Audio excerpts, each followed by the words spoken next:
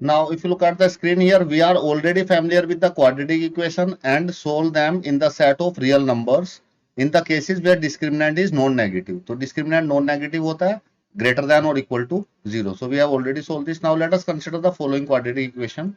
The general form is ax square plus bx plus c is equal to 0 with real coefficient and a is not equal to 0. a अगर 0 हो गया तो quadratic ही नहीं रहेगी.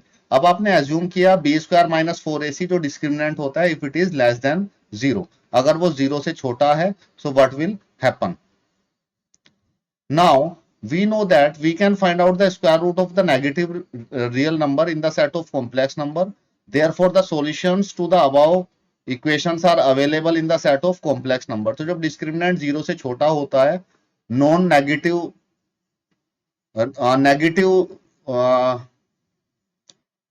Non negative के लिए हम लोग सोल्व कर चुके हैं और जब नेगेटिव आएगा इनसाइड द रूट तो उसको कैसे सोल्व करेंगे. If you look at this b square minus four A c अगर 0 से छोटा आया so this is the quadratic formula given by Shridhar आचार्य.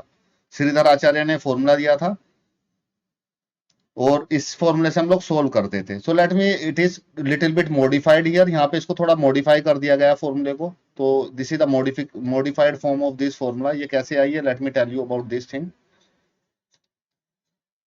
सो हुआ क्या है यहाँ पे देखिए x था हमारे पास क्वाड्रेटिक फॉर्मूला रूट फाइंड करने का minus b plus minus b square minus four ए सी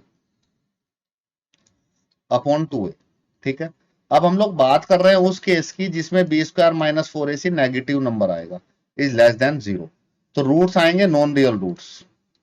रूट्स रियल नहीं होंगे और हम लोग नॉन रियल नंबर्स हम लोगों ने पढ़ लिया है तो हम लोग नॉन रियल रूट्स भी फाइंड आउट कर सकते हैं. हाउ देखिए x इज इक्वल टू अगर बी स्क्वायर माइनस फोर ए सी 0 से छोटा आ रहा है तो b यहां से अगर मैं if it is negative this thing is negative so let me take the negative sign common. So ये बचेगा four A c minus b square here and upon two a right. So x is equal to minus b plus minus it can be written separately also. B square minus four A c को separately लिख सकता हूँ root of minus one को separately मैं लिख सकता हूँ right upon two A. Then it can be written like this x is equal to minus b plus minus it's not b square minus 4ac it's 4ac minus b square here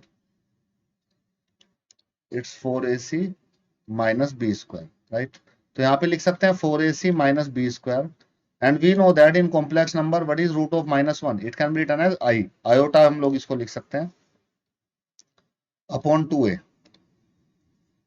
So this is the modified form of this quadratic formula for the complex number. तो इसमें I आ गया है बस change कहाँ पे हुआ है change यहाँ पे हुआ है जहाँ पे बी स्क्वायर माइनस फोर ए सी होता था वहां पे फोर ए सी माइनस बी स्क्वायर हो गया है और आयोटा आ गया है right.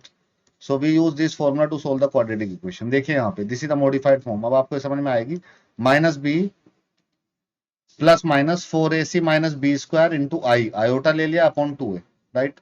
So this is the formula we are going to use. So let me explain this with the help of example to you. If you take one example here, अगर एक example लें हम लोग x square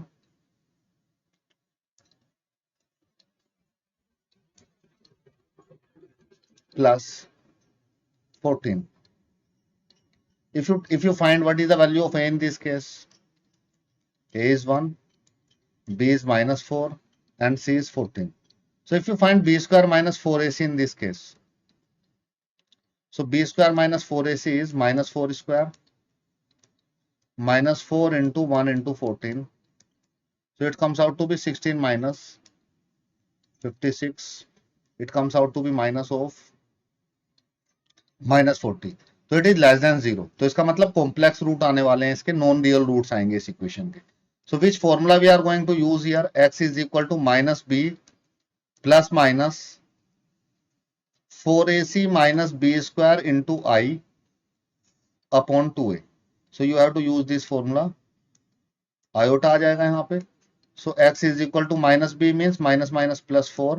If you put the values, b square minus 4ac क्या आया है minus 40. तो 4ac minus b square क्या आएगा 40. 40 into I upon 2a. a हमारे पास 1 है. So this is the answer in this case. So these are the roots, complex root of this, and it can be written like this also. X is equal to 4 plus minus root 40 I, plus minus को हम लोग एक बार plus एक बार minus लिख सकते हैं.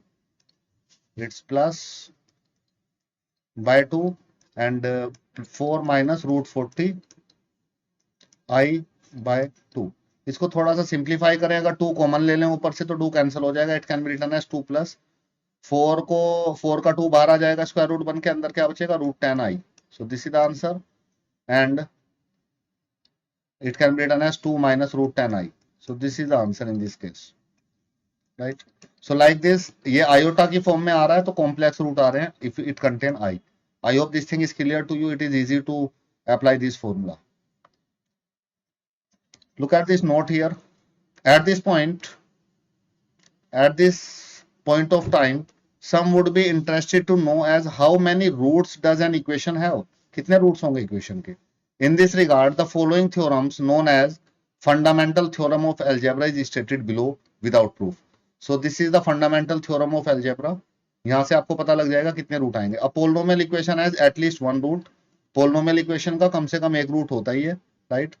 As a consequence of this theorem, the following result, which is of immense importance, is arrived at. A polynomial equation of n degree has n root. तो अगर n डिग्री की पोलिनोमियल इक्वेशन होगी तो उसके n root होंगे, 2 degree की होगी तो 2 रूट होंगे, 3 डिग्री की होगी तो एटलीस्ट एटमोस्ट उसके 3 रूट्स होंगे, 4 डिग्री 4 होगी तो उसके 4 रूट होंगे, right? So like this we can find out the root. Now I hope this concept is clear to you. Now let us solve some questions from exercise 5.3 based on this, how to find out the root by using the quadratic formula to find out the complex root of a equation which do not have real root, जिसके नहीं होते, non real roots कैसे find out करते हैं. Let us solve some questions, move to the exercise.